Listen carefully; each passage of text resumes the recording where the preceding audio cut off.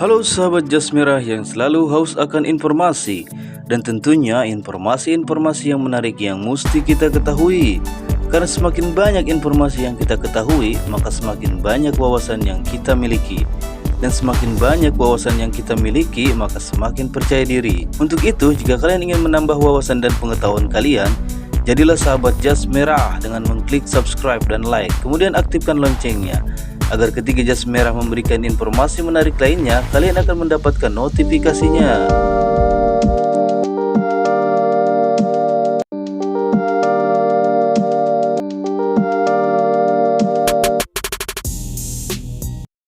Jika kalian cermati, Indonesia begitu banyak sekali tempat-tempat yang dijadikan simbol atau ikon yang menjadi ciri khas suatu tempat atau wilayah yang ada di Indonesia.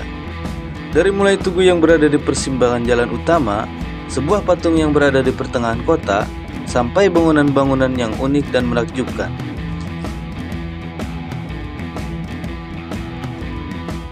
Kali ini kita akan kembali ke Jakarta setelah sebelumnya Jas Merah membahas sejarah Tugu Monas.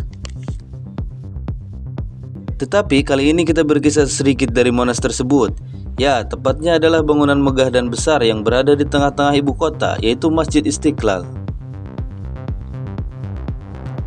Ya, bagi umat muslim di seluruh penjuru dunia, masjid adalah tempat suci dan juga wajib dikunjungi ketika panggilan untuk sholat dikumandangkan. Setiap manusia yang memeluk agamanya masing-masing, terutama di Indonesia yang memiliki 6 agama yang diakui pemerintah Indonesia, pasti memiliki tempat suci yang digunakan untuk melakukan sembahyang kepada Sang Pencipta. Namun kali ini kita akan membahas tentang sejarah berdirinya masjid yang menjadi salah satu ikon ibu kota Jakarta dan sekaligus salah satu ikonnya Indonesia sebagai negara yang telah menggapai kemerdekaan tersebut.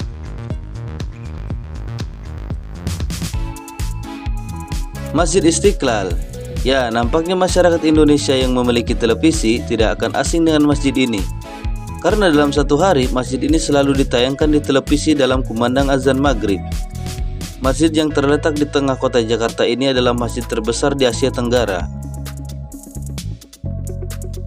Tidak heran masjid ini menjadi terbesar di Asia Tenggara karena berdiri di atas lahan seluas 9,5 hektar atau setara dengan 8 lapangan sepak bola nasional.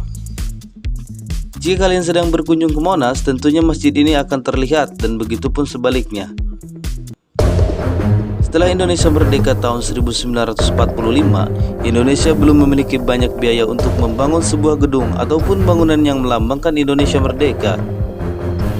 Namun seiring berjalannya waktu dan Indonesia berumur 5 tahun dalam masa kemerdekaan, tepatnya yaitu tahun 1950, Presiden Soekarno berencana membangun masjid yang melambangkan Indonesia merdeka. Alasan Soekarno membangun masjid terbesar di Asia Tenggara tersebut lantaran berdekatan dengan monumen nasional dan juga melambangkan toleransi antara umat beragama. Karena di dekat Monas juga terdapat gereja katedral yang telah ada sejak pada masa penjajahan Belanda. Kemudian setelah perencanaan pembangunan masjid telah selesai dan disetujui oleh semua pihak, Presiden Soekarno pada tahun 1955 mengadakan sayembara untuk mendesain masjid yang bertemakan kemerdekaan Indonesia. Kemudian ada 30 arsitek yang memberikan desain masjid kepada Soekarno. Lalu tersaringlah 5 arsitek yang desainnya memenuhi kriteria. Akhirnya di tahun yang sama, tepatnya bulan Juli 1955, Dewan Juri memutuskan bahwa arsitek yang bernama Friedrich Silaban yang memenangkan sayembara tersebut. Yang menariknya, Friedrich Silaban ini bukanlah orang yang memeluk agama Islam, tetapi beliau adalah seorang yang beragama Kristen Protestan.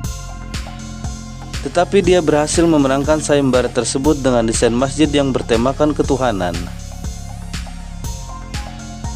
Kemudian selang 5 tahun dari penetapan pemenang desain Masjid Istiqlal tersebut, barulah pembangunan dimulai tepatnya pada tahun 1961 dengan pemancangan tiang pertama dilakukan langsung oleh Presiden Soekarno.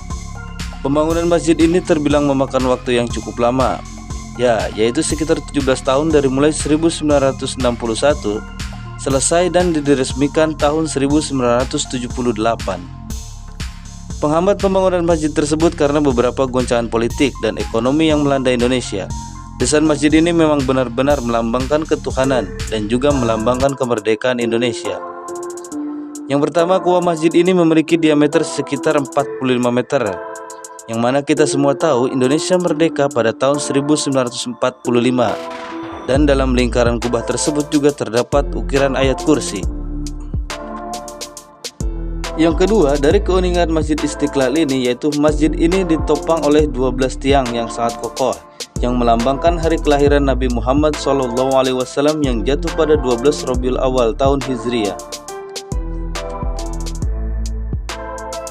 Dan keunikan yang ketiga adalah masjid ini memiliki 4 lantai balkon dan juga 1 lantai dasar yang melambangkan Indonesia merdeka terbentuk atas dasar Pancasila. Dan juga jumlah sholat fardu dalam satu hari yang berjumlah 5 waktu dan juga melambangkan 5 rukun Islam. Dan kemudian di luar masjid ini juga terdapat menara yang memiliki tinggi 6.666 cm, yang tentunya angka ini melambangkan jumlah ayat dalam Al-Quran. Dan juga menara ini hanya berjumlah 1 yang melambangkan bahwa Tuhan itu satu.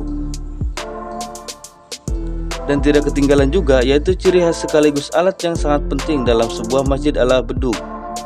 Masjid Istiqlal memiliki bedug yang sangat luar biasa besar dan sangat unik, karena bedug ini terbuat dari kayu meranti. Menurut beberapa ahli, konon bedug ini telah berusia 300 tahun lamanya. Ada beberapa keunikan dari bedug ini, yaitu di bagian sisi bedug ini terdapat ukiran kaligrafi bahasa Arab gundul, dan kaligrafi tersebut jika diperhatikan menyerupai tokoh dalam dunia pewayangan Jawa yang bernama Semar. Ya, jika memang hal tersebut benar Semar, tidak heran karena Presiden Soekarno memang menyukai dunia pewayangan.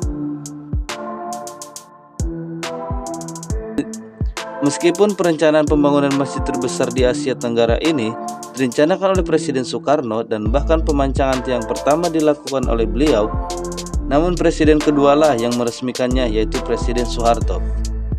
Karena memang peresmian pada tahun 1978 yang pada tahun itu Presiden Soekarno tidak menjabat sebagai presiden karena telah wafat pada tahun 1970.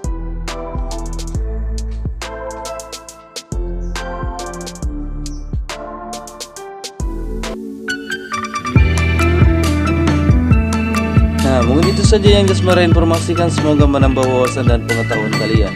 Setiap agama pasti memiliki tempat suci yang dijadikan sebagai tempat untuk beribadah. Sebagai pemeluk agama, masing-masing wajib menjaga dan memelihara tempat ibadah yang dianggap suci. Apalagi bangunan tersebut telah ada semenjak kita belum terlahir ke dunia, karena siapapun yang membuat tempat ibadah tersebut pasti memiliki tujuan yang benar. Teruntuk itu kita wajib untuk menjaganya. Terima kasih dan salam untuk seluruh sahabat Jasmera.